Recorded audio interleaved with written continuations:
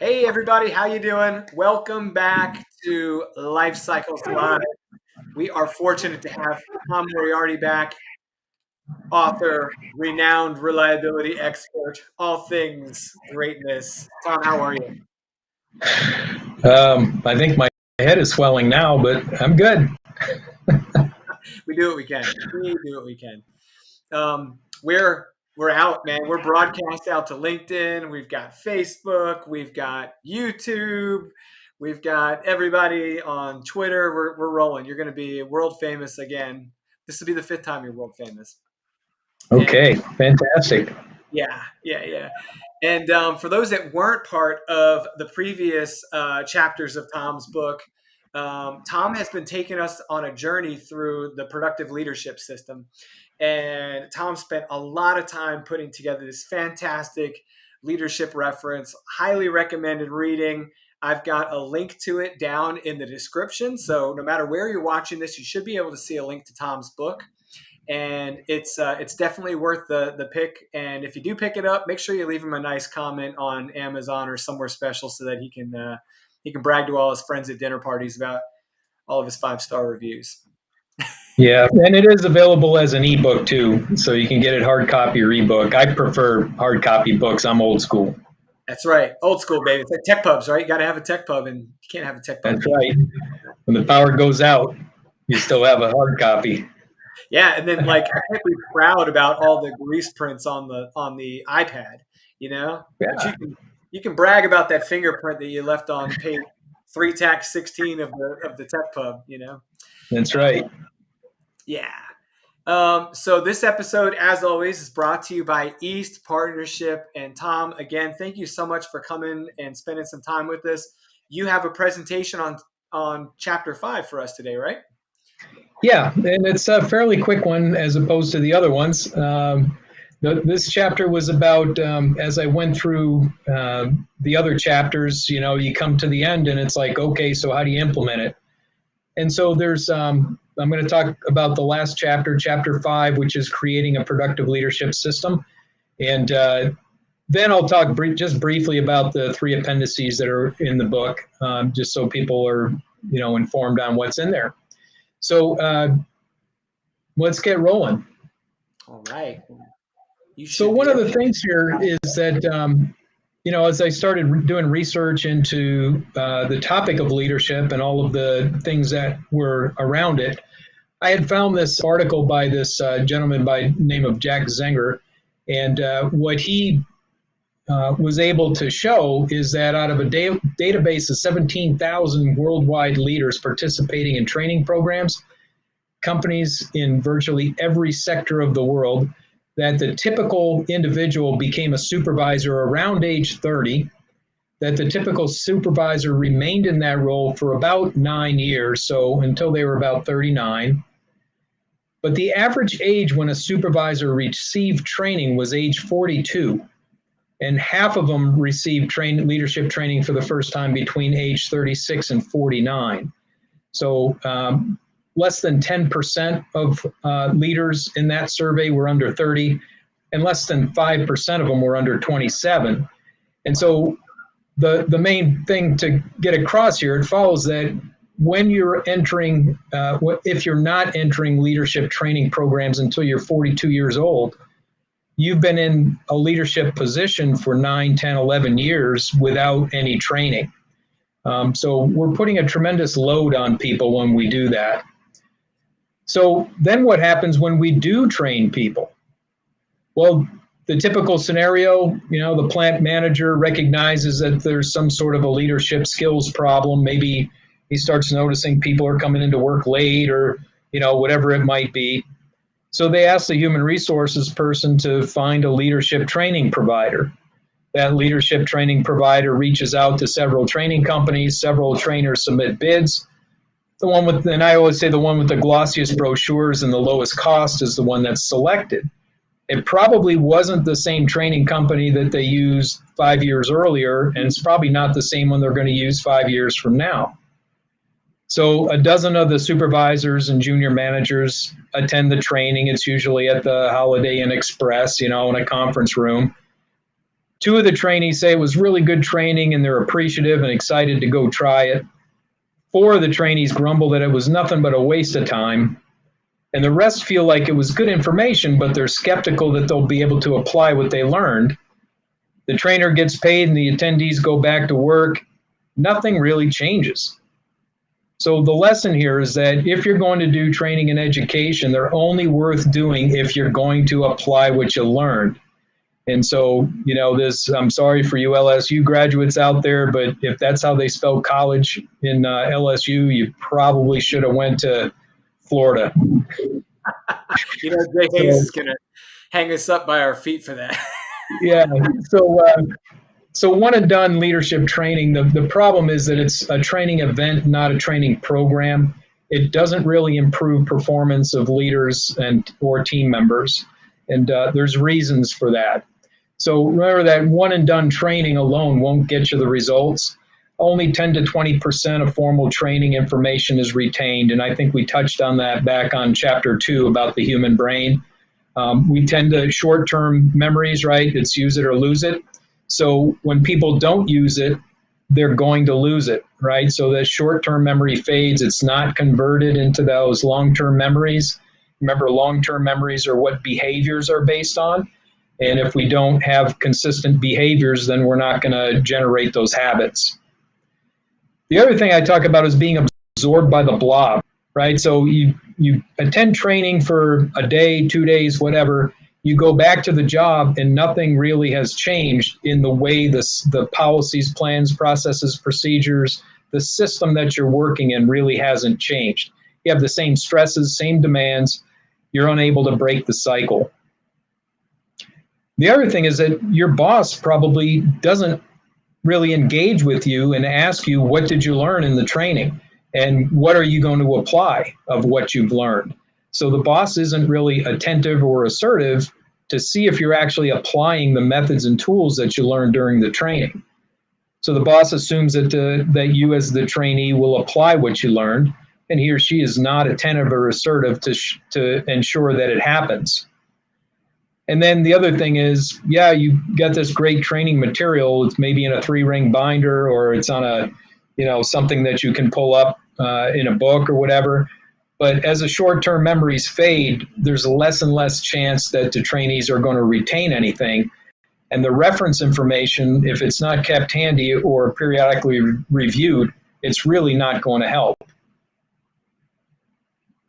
So we want to, and it's also if you're not provided with the support for correcting non-complying behaviors. I think when we talked about chapter 4, when we talked about how do you correct non-performing persons, right? Remember we had the 3-step and the 6-step method. Well, if you try to engage an employee because they're not performing right and you're not backed up by your boss, you're not backed up by human resources, then it's going to be a negative feedback. You're not going to want to continue to try to apply things. So these are many of the reasons why one and done training don't get results. The other thing is in 2015, and then I repeated it in 2020 with very similar results, I did the leadership study with Plant Services Magazine. And on this particular issue, I was looking to see if there was a relationship between leadership training and motivation.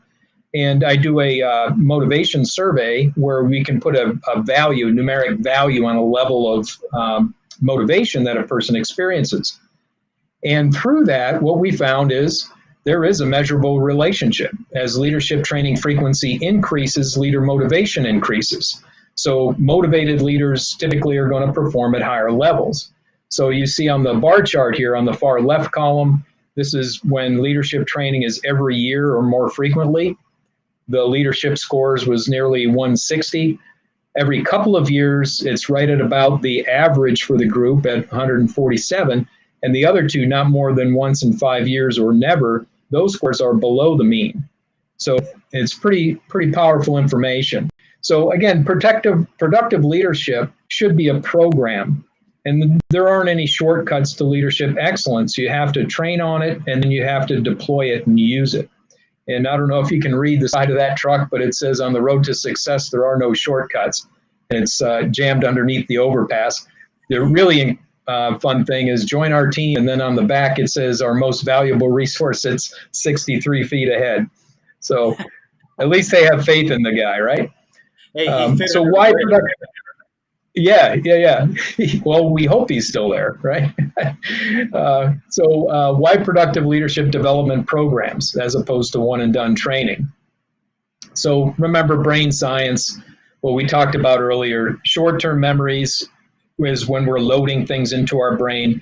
We don't convert them into long-term memories until we start practicing those things and they become habits, all right? So those long-term memories become behaviors, and when we do behaviors often enough, they become habits. And old habits never die. Remember that people can and will revert to their old habits if the new habits aren't reinforced. So once a habit is established, it's always there. We want to make sure they're using the right habits. So organizational reliability and productive leadership are learned behaviors that we want those to become habits. And so the productive leadership is a system, right? So organizational reliability model, that's what we use to overtly assign accountability. And then the productive leadership model defines what is needed for a leader to be a productive leader. Both the organizational reliability model and the productive leadership model, they have to work together as a system. And systems should have objectives and policies that support them. And systems also need to be assessed and improved over time. We have to know, is the system working and how can we improve it? So when we talk about a productive leadership program, one of the first things that you should do is put in place a leadership development policy. And then we should baseline measures. We should look at something like the team effectiveness and motivation survey. You could use others, but I recommend those. Team members should be linked to their supervisor. So when you have what I would call a group or a cell, the people that are describing how their team effectiveness is are doing it in relation to their direct report, the person that they report to. So that way, that direct report can gain information from that and act on it. Same thing with the motivation portion of the survey. Same thing at the level above. Managers should be linked to the supervisors that report to them for the same reasons. And then there should be periodic reinforcement, right? So measure team effectiveness and motivation, or some people use the Q12 or other job satisfaction surveys. You should be able to link what it's like, what's the job satisfaction of a work team, and be able to identify which leaders that they report to. So if there's an issue, if there's a morale problem, or there's an issue with people leaving, we want to be able to identify where the problem is, and we want to work on that particular leader to strengthen their leadership capabilities. We can also do monthly or quarterly leadership improvement forums. This would be part of that leadership development policy, right? We want to periodically get together and discuss things. And part of the reason we do that is that when you use consistent leadership content, you start reinforcing the terminology and the methodology by using the words and the methods more often. It helps to socialize it. And this is why we don't want to do, one-time events as opposed to doing a program. And again, we want consistent content, right? So the productive leadership training should happen every 2 to 3 years for everybody. Remember the motivation scores, every 2 to 3 years is the mean. So if we can do it that frequently or more frequently, we're going to make improvements. And so annual training should be provided to maybe 1/3 to 1/2 of the leaders and prospective leaders within the organization. So that way, every year, there's a new phase or a new tranche of people being trained. So we're, infusing, again, with the terminology and methodologies, consistent terminology and methodology every year. And then the leadership support system, that's organizational reliability and accountability, right? We want to make sure people are accountable to use what they learned. And then just like shampoo, rinse and repeat, right? So, Sorry, what was that? So, Tom, I got a question for you, and it won't be about shampoo because I don't need much of that in my life these days. But I regretted it as soon as I said it, man. I mean, luckily for me, it's not just leaving. I can't get out of the habit of shaving it every week. But the leadership development policy piece always intrigues me because I was a policy manager for 3 years, and people would go, policy's just shelfware. And I'd say, not if you use it for accountability and not if you use it for directive guidance and use it for something valuable. So if I read your book and I'm a manager or a business line manager in an organization, and I'm really hot on what I read in your book, and I say, you know what, this is great. We don't have a leadership development policy. What's your recommendation for people, like where to start developing that policy? Yeah, so I laid that out pretty in a lot of detail in chapter 5. And it's, a policy document. You start with what are the objectives of the program, right? And then from that, you start saying for each position, for each person that has a role or a responsibility or is affected by that policy, you have a section of the policy that talks to that, right? So the CEO, they are ultimately accountable and responsible to make sure that there's a leadership development program in place. Department heads, what are they responsible for as it relates to putting a leadership development program in place and supporting it?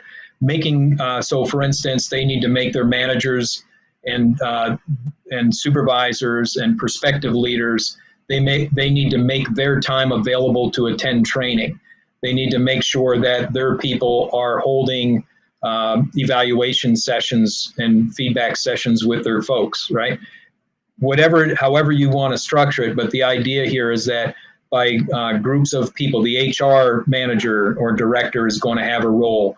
They're needing to make sure they do contracts to get the leadership training in place, that it's consistent training, that it's they have the ability for people to tap into those training dollars. They're managing the schedule of who's getting trained when. So the policy is talking about who has what roles and what responsibilities under the program. And it should also define what we want to achieve with the program. So there, like I said, there's quite a bit of content in the chapter about that. Perfect. Okay. So leadership development program policy. This is exactly what we were saying, right? So a policy describes the outcomes and the means to achieve those outcomes. It assigns the roles and responsibilities for each aspect of the policy. And a productive leadership development program policy has to be consistent with all of the other policies and organizational objectives within the organization, also with all of the customer and stakeholder requirements and constraints. And it should state the roles and responsibilities of each person affected by the policy. And then such as I said, the CEO and subordinate leaders, the human resources director, department heads, managers, supervisors, and even down to prospective leaders. Because if you're, let's say you're an electrician and you decide that you want to go and become a supervisor, well, you should be able to turn to this policy and see what you're entitled to under the program, right? If I'm a prospective leader, maybe there's things I have to get my supervisor's signature that says, yeah, he thinks I'd be a good candidate. But once he does that, then I can avail myself to the next round of leadership training, right? So those sorts of things should all be in the policy. Next, let's shift on to the team effectiveness and motivation surveys, right? So it's a great way to be able to identify where there's gaps or where there's issues between the leader and the direct reports to that leader. So I would recommend that you do first a baseline set of measures, and that's every set of these measures is from the leader to their direct reports.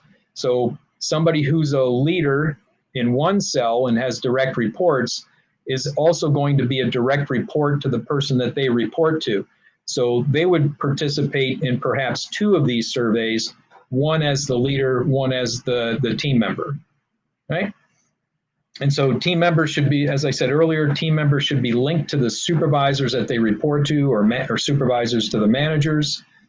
And then you should periodically repeat these measures for each leader to direct report cell. And I don't have, I would say you don't want to do it every year, but certainly every 4 or 5 years, something like that. Or if there's a situation that seems like there's a problem, you might want to run through the team effectiveness and motivation survey to see if you can uncover something. So just as an example, what some of the information you can get out of, say, the team effectiveness portion, this is not the whole thing. This is just excerpts from what was in one of the surveys that we did.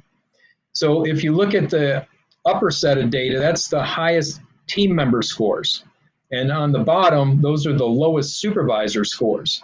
And the interesting thing is, among the highest team member scores, the team members have skills they need to accomplish their roles within the team.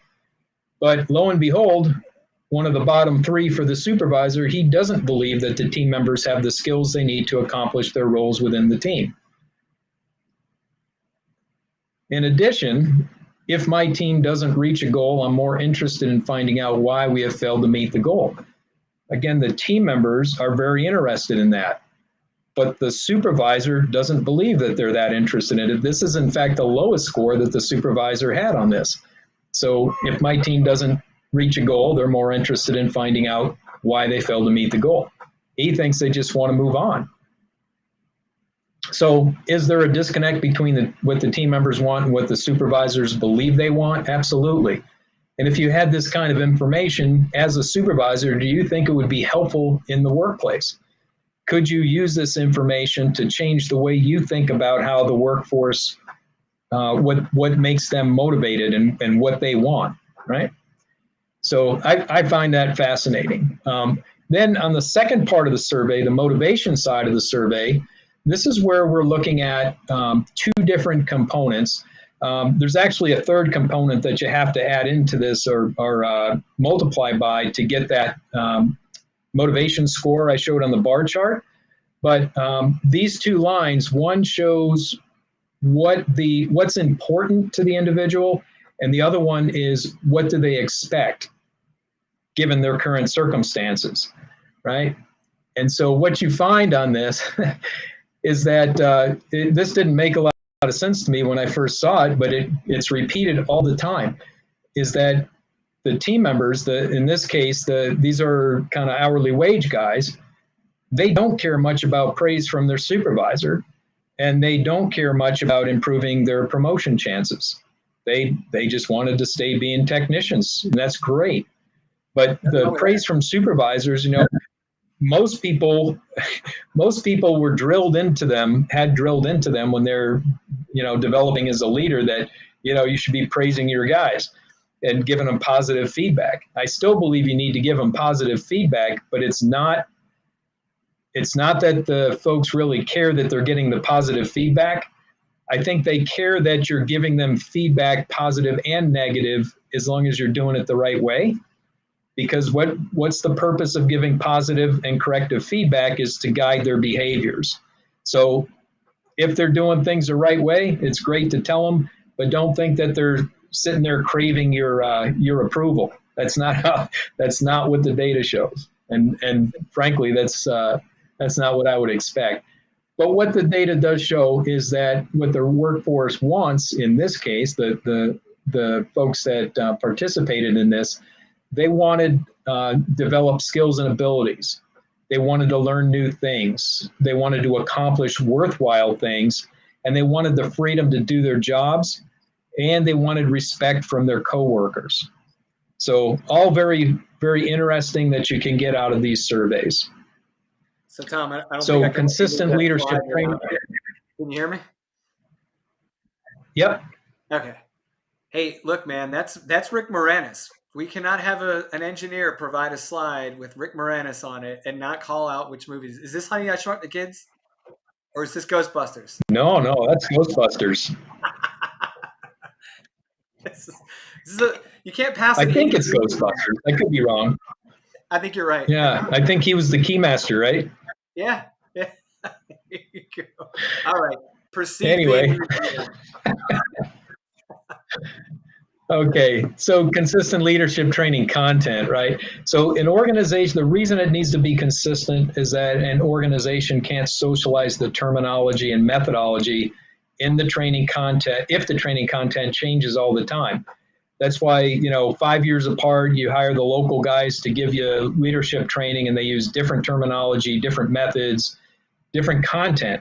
So there's not really enough time for it to get socialized and have people using the same techniques. So productive leadership training every 2 to 3 years. That's what the data showed. And again, annual training for 1/3 to 1/2 of the leaders and prospective leaders. And leadership support system, right? So organizational reliability and accountability. That's your support system. So when you that's why I talked about being absorbed by the blob.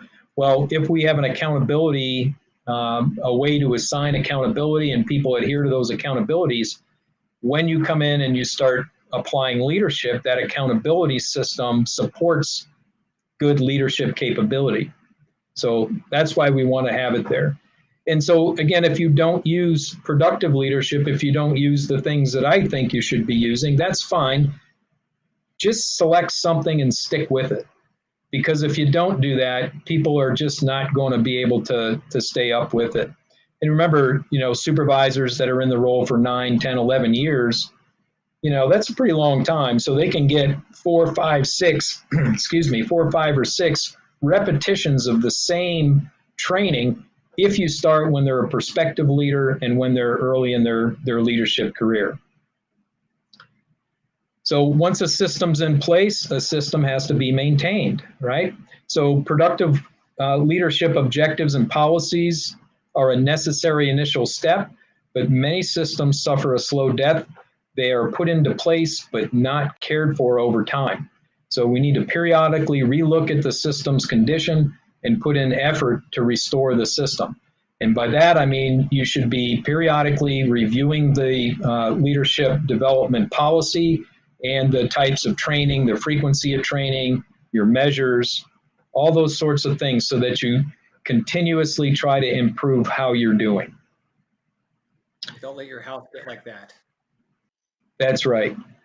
And so just to kind of wrap up on the leadership development program, how to put a system in place, there's the reason so little is gained from typical leadership training is it's not the content, it's not the instructor, and it's not the trainees' attitudes.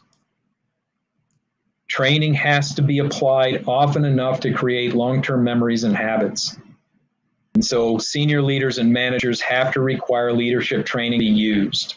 So that's what the system is for. It's to try to socialize the same techniques, the same methodology, terminology, so that it becomes individual leaders, peers become a mutual support system, right? When they see their peers using proper leadership capability techniques, having the karma, right?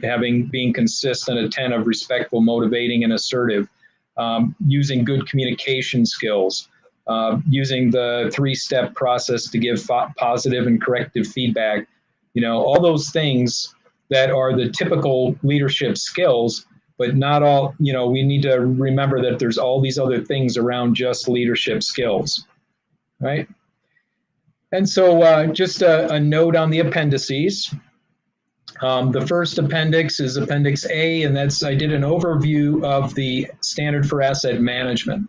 And I did that because the organizational reliability model was designed to accommodate any standard, right? And the asset management has been popular in the last several years.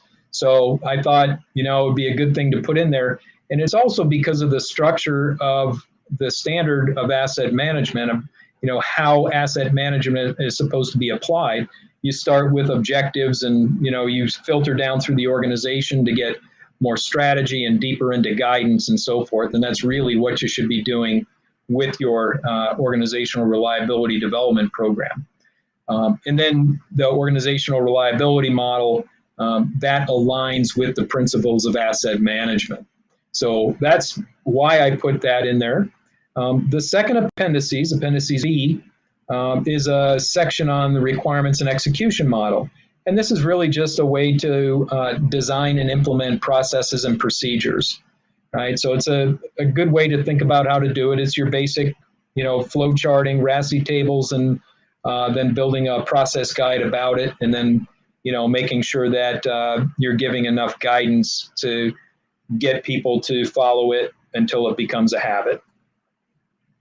And then the third one, Appendix C, I actually give you everything you need to know to do your own team effectiveness and motivation survey. There's a description of how to perform it for your own surveys. It can be done for just a team or for an entire organization. My company, I can manage the surveys for people if they choose to do that, if they want me to do it. I do charge for that, but it's pretty reasonable. We have a database of surveys from the 2015, the 2020, and some of the other organizations that I've done, so I can do baseline comparisons and tell you how you stack up against, the typical organization. And so that's it. That was chapter 5. And did I say buy my book? Not enough. Did I say buy my book? Yeah, there we go. There we go. Hey, so one quick question about and keep the slide. No, there you go. No, keep the book sale. There we go. Let's keep that one up for a while. As a matter of fact, okay. You want that one up? Yeah, there you go. There you go. Keep that one up. We got to add for the book a little bit while we talk. The ISO standard 55,000. That is the asset management standard you're referring to specifically, correct? Right. Yeah.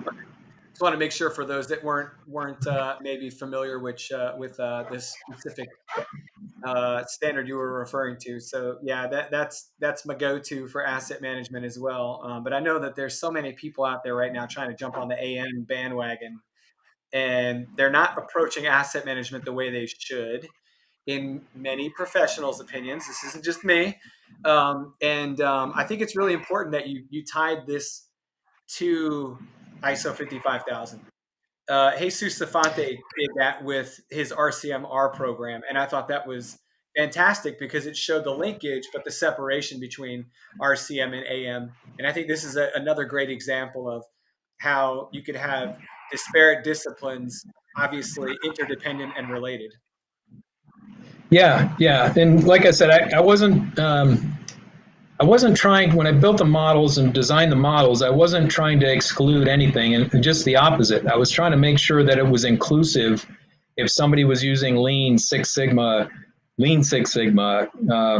RCM, root cause, whatever the tool is, 5S, right? Whatever the tool was, it had to fit someplace in the model, and it's really at the assess piece in the organizational reliability model, right? So assess and define, right? And define is where you actually apply the tool. Assess is where you select it. Define is where you actually apply the tool and have people solve the problem. But the whole idea here is that when you put a program in place, it should follow asset management, right? Because your people, we don't like to refer to people as assets, but they what's the definition of an asset through the asset management standard is anything that has actual or perceived value, right? Well, certainly our employees have actual value, and the idea is to try to get the most value from them. So if you educate your leaders on how to be a good leader, and you put a system in place that allows them to exercise good leadership capability, then you're not just going to get more value out of those leaders, but you're going to get more value out of everybody that they lead. So that was kind of my thought process in why I thought it was a good idea to include the standard for asset management. Now, I don't want to take any credit for this later in life. That's why I'm saying this publicly. So you guys have this on record that I don't want any royalties from this idea. But I think you and Bob could use this relationship between such a strong model for product leadership, productive leadership, and root cause analysis to determine, how to both assess and improve leadership programs. You've done a great job of integrating those principles into your book. I think Yeah. it's really, there's another testament to your thoughtfulness in the development of your system is that you've kind of given people a way to do that, right? But hey, if you and Bob end up joining a band, you guys create the Bob and Tom productive leadership assessment team or whatever. I just want like a cool T-shirt, like a good concert T-shirt. That's it. Yeah. Yeah. Well, yeah. I mean, root cause analysis. When you think about doing the team effectiveness and motivation surveys, that's a way to get to a root cause of where some disconnects are, right? There's all kinds of things that you can go back and forth on. But yeah. Awesome. Now on implementation. Oh, did I say buy my book? Yes. Buy the book. You gotta get the book. It's fantastic. So implementation, I absolutely love it. It's kind of, it's where the rubber meets the road. We can talk about how cool all this stuff is. But I love that your chapter in closing is on implementation, and I think it's really important for us to make note of the fact that part of implementation is the capture of lessons learned, and then iteratively improving your program through both the capture and the analysis of lessons learned, and then implementing those lessons learned to improve your system. So, with your experience out in the field, exercising the system with, obviously I'm not asking for any client names or company names or anything like that, but can you give us some examples about where or when you've been able to use the productive leadership system to capture good lessons learned for best practices within the organization and then roll them into continuous improvement? Yeah. So I was really using a lot of what the leadership capability stuff, the productive leadership model, way back when we were in the service, right? So a lot of those principles are the same things that we were being taught in enlisted leadership school and officer leadership school. So a lot of that stuff is very grounded, in really good leadership theory and capability. And so from there, as soon as I started consulting in private industry, I was integrating all of that stuff, let's say for when you're putting in a work management process, right? You go into an oil refinery, a chemical plant, a mine, whatever, and you design a work management process. Well, that process is the thing that you build accountability into that. You make sure that all of the RASI tables are filled out for each block on the flow chart, so that you're able to make sure everybody knows who's accountable, who's responsible, who supports, and who needs information, right? And so all the principles work on every project I've done since 2003 in the private sector, and before that in the military. But it doesn't matter. I'm working with a organization recently that is they're more of a service organization that goes out and does work not within their own assets but on other people's assets. Same stuff, right? It's assigning accountability and making sure people accept the accountability, and then making sure folks have the right leadership capability to carry out those accountabilities. So if you had like one piece of advice for people that are maybe watching or listening to this, and you just wanted them to walk away with one very poignant and clear message about leadership, what would it be? Well, there's that, what if you train them and they leave? Well, what if you don't and they stay? And that's what, that first chart I put up there, right? If we don't put a program in place, a system in place that allows people to be able to demonstrate good leadership capability, and we don't train them in good leadership capability, what are we doing? right? Yeah. You just think now, like I keep getting questions all the time about, hey, we're having trouble finding people. And, it was one of the things I responded to Bob Latino's post the other day on. I said, well, look, the first place is look inside, right? Go look at Glassdoor. What are people saying about what it's like to work there? If you do that and you find out, well, I'm being micromanaged, the management doesn't know what they're doing, all that kind of stuff, fix your own house first before you think you're going to be able to compete for the limited amount of people that are out there, right? Yeah. And if the damage has already been done, then you better work double hard. Yeah. I always, when you peel it back, it's a people thing, right? It's, the give a damn factor has to be there, and it has to be there in every single layer of the system. It has to be there with the leadership, especially, obviously, because you're setting the pace and the example for the rest of the team. But I think that, like uh, having gone to military units and seeing the morale kind of tanked, before you get there, and then you come in and you try and breathe a little life into this because they just need a change of pace or personality or whatever. I think part of it's just showing that you really care, right? There's so much about that in leadership, and it speaks volumes. I mean, look at the situation we're seeing right now on the world stage with certain types of leadership. And you can tell the ones that are unanimously gaining traction as respected leaders and those who are not. And you could Yeah. venture to say that they both care a lot about what they care about. But are they caring about the right things, And I think that when you can align your intent and your intentions and your goodwill with that of the same, similar goodwill and intentions of the team, it's extremely powerful, and you're gonna be able to do what you want to do as a leader, to get the organization moving down the road. Brian Stiers has weighed in, and I don't normally call someone out before I put their name up, but you got to caution people whenever Brian walks in the room. So there you go. Empower the people. Brian's favorite T-shirt. Yeah. Yeah. And it's like I said, when we were talking about put the slide up about sailors are not the type of people that you should put on speakerphone, right? So you gotta be cautious about what you put up.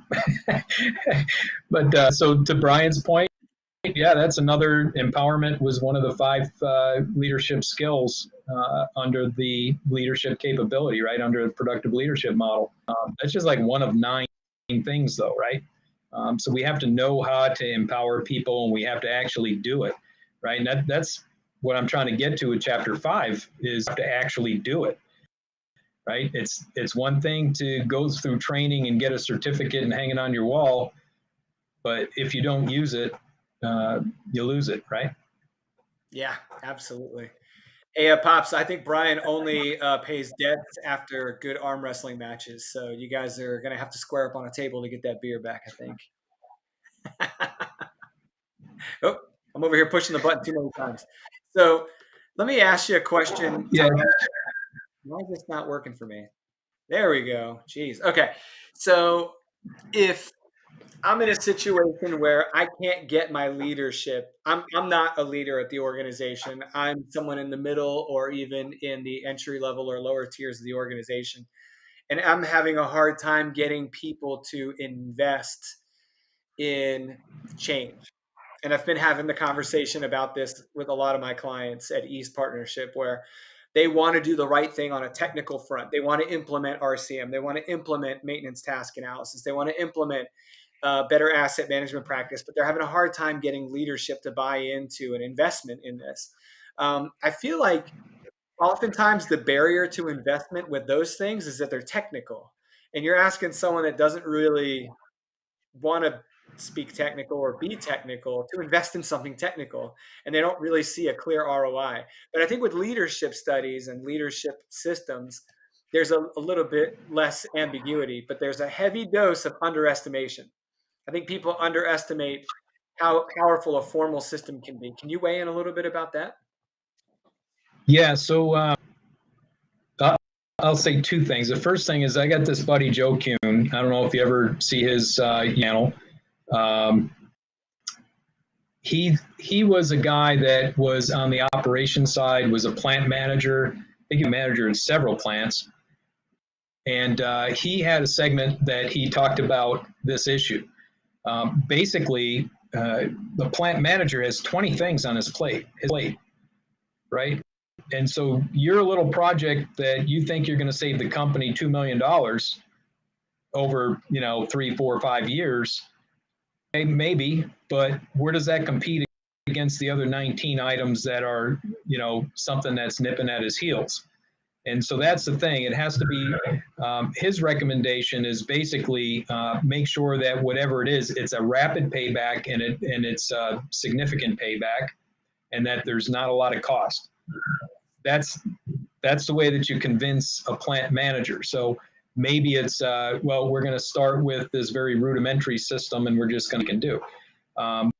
So that's the first point.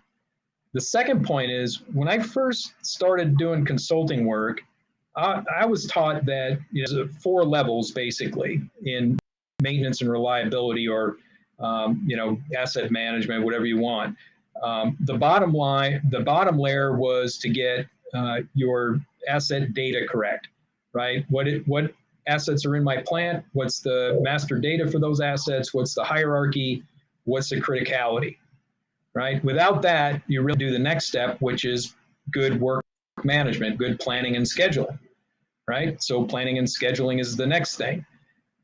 The reason you have to do planning and scheduling is you can get efficiency in how your workforce operates, but also to collect good data, which is why you need that first layer, right? So now you're good efficiency and you're collecting good data. The next thing is getting a good planned maintenance program in place. And that could include condition monitoring and all the bells and whistles, but being able to use the data to right size your planned maintenance organization. On top of that is where you have the size reliability engineering type stuff, right? Doing Weibull or, any number of the other statistical methods, applying RCM and all those sorts of things, right? And so this is my second point, is that if you don't construct the pyramid correctly and you start looking for solutions at the top without having the foundation and the intermediate levels, then spending money on that solution on the top is probably not going to pay as good a dividends, right? People jump ahead, but if they don't check the block on those other things, then their ability to have the data to make good root cause analysis or a good reliability centered maintenance program function as well as it could. So that's what I would say about that. Yeah. Now, there might be ways that you can avail yourself of those tools. There's certainly people with expertise in it. You can hire them to work on a project, and if the project shows real good dividends, you can go back to the plant manager and say, hey, look, we had to pay somebody to help us do this, but if we bought the software ourselves, we'd be getting these same results, but without having to pay, right? So sometimes it's a matter of, to convince your boss that it's a good thing. You might have to swallow your pride a little bit and do things that build your credibility before you go for the big leap. So it is all, circumstantial. Yeah, absolutely. And one of the things I always respected about, and I can't believe I'm actually using these words out loud, so I apologize. But one of the things I always respected about the headquarters environment was that if you came up with a really good idea and you wanted people to take it seriously, you either had to say it in front of the right person, or you had to write it in a white paper and submit it. What's that? Bring donuts. Yes, bring donuts. But yeah, I mean, if you formulated a good argument in an issue paper, it could get some legs pretty quick in that building if it was the right topic and the right approach, and it was innovative and really, really touched on a problem that people were having. I mean, we would send them up to the 3 Stars office at DCMS, and they would be categorized and filed away if they were a legit paper. But, those were the ones that got read and hashed out and dragged into meetings and made into things. And I think you could do the same thing in a corporate environment. Like if you have a really good argument to make, and FaceTime's not really the way to get it done, you can put it in a written form of an issue paper and submit it up through your leadership. And just, I mean, it doesn't have to be like, hey, I found a problem and I want to fix it. Here's a paper. It could be hey, here's some thoughts I have about something we're doing. I think you guys may be interested in reading, and use that as a platform to get your ideas out. Yeah, and so another idea would be if this plant manager that's a little intransigent about supporting some technology, software, training, whatever, find out what's eating his lunch, and then find out which of the tools that you're interested in will solve the problem for him. Right. So be proactive. It's maybe there's something you see that's a problem, and you want to fix it, but if that's not a problem to your boss, you're not going to get traction. So, if you solve the problem for your boss, and then you have the training, you have the tools, the software, whatever it is that you needed to solve that, now you've got it and you can work on yours. I did that a bunch of times and it worked pretty well. Yeah, just as long as there's logic there, right? Like you can't be like, I got injured. What were you doing? Cleaning the bilge. So it must be because cleaning bilges is bad. Yeah, we must stop. Must be the thing. That's great. So Tom, tell us a little bit about where people can get a hold of you. Let me see. I actually think that yes, I did put a link to the book below, but I want to make sure people understand how to get a hold of you. So where can they find you? So you can contact me by email, tjmpe@elidade-mer.com. You can find me on LinkedIn, just Elidade MER, @ElidadeMER. You can call me, 219-614-3006. And always happy to chat if you got an issue and you want to talk about it. I'm not a big forceful sales guy. Then buy my book. Yes, and I also say this too. I've been writing that column in Plant Services Magazine, a trade journal, for 13 years now. It's a monthly column. Actually, this month I have the cover article. But I've been writing the article for 13 years monthly. And if you've got challenges or something that you want me to address in the article, reach out, man. Happy to hear it. And because after 13 years times 12, it's a lot of articles. So it's hard for me to come up with new topics. Nah, you'll find them. Leadership's one of those things where people could just keep proving about how easy and how hard it is, right? It's like some people are really good at it, others are not. They give us good stuff to write about. So, right. Yeah, as always, this is brought to you by East Partnership. You can check us out at eastpartnership.org. Don't forget to follow us here on LinkedIn if you're here on LinkedIn. You know where you're at if you're on YouTube, because everyone lives on YouTube. And if you are, I've got to say something really cheesy that all the kids say these days. Don't forget to like and subscribe, whatever that button thing is. Did I get that right? My kids are probably cringing somewhere right now. But Tom, thank you so much for spending so much of your valuable time with us this last few months. We did it last fall. You said, dude, we should go through the book. I said, that's fantastic. And we did. We went through it, chapters 1 through 5, including the appendices. And every last one of these sessions has been unique. They've been informative. They've been helpful. And they've been meaningful. That means, you could go back and watch any of these episodes and glean something that maybe you haven't heard before, or that you're hearing and seeing for the first time. And, we're just grateful that you chose to spend your time with us, Tom. I appreciate that. And I know some guys that want to say hi to you. So looky there. Yeah, I know this guy. Really? You may know him too. And I don't see random anonymous LinkedIn user Hank on the chat today. So we're gonna have to harass him for not tuning in. But, yeah, I wonder where he is. He might be shoveling snow. I don't know. I was thinking of him today when I was walking on the beach. About 80 degrees. Yeah. So. Oh, was today a beach walking day instead of a golfing day? Is that what it was? When I'm home, I try to a trip. I ride my bike to the beach and walk up and down a mile. So, yeah. Tough life, tough life. And Brian says, "Good to see you both." He's been able to jump in here, and don't worry, Brian. I'm sure Tom will be back to make me smarter, as he always does when we get in these sessions. Guys, thank you so much for tuning in for this series.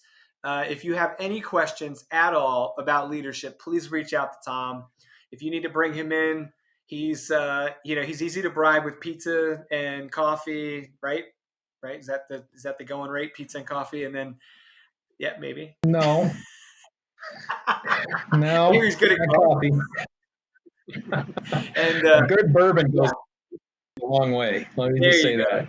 There you go. Get some bourbon on it. And Tom's just the kind of guy you want there. You want around. You want to be able to lean on for wisdom and consult and all the good things. So, Tom, thanks for being that for me. Thanks for being that for our watchers and listeners. And I appreciate you coming on the show, Tom. Thanks.